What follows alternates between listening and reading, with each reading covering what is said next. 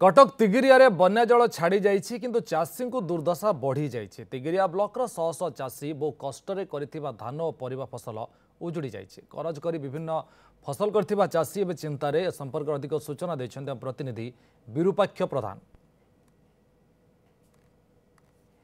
लगाण वर्षा फल चाषी भाई मानकु अनेक दुर्दशा दे जाइछि।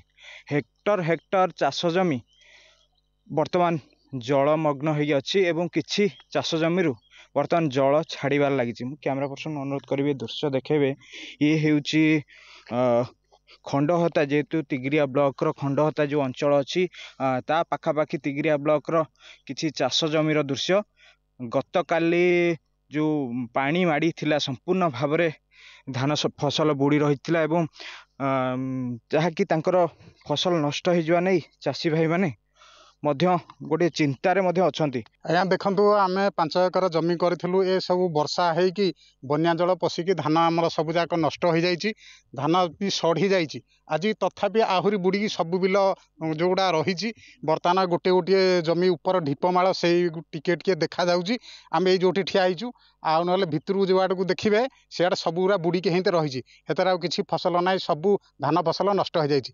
आम करजपाती धार उधार करके आज्ञा आम सब पैसा खर्च कर 40,000 50,000 आज्ञा मु प्रसन्न राउत मु 5 एकर जमी करी पुणी मो निज जमी नुह मु भाग चाष करुँची।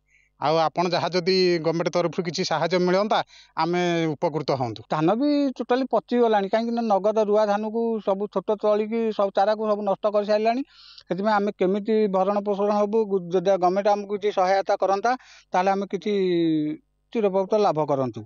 आउ सहजे तो आमर हूँ आम ग्रामटा संपूर्ण रूपे कृषक उपर समस्त परिवार कृषक परिवार समस्ते चाष उपर निर्भर करती।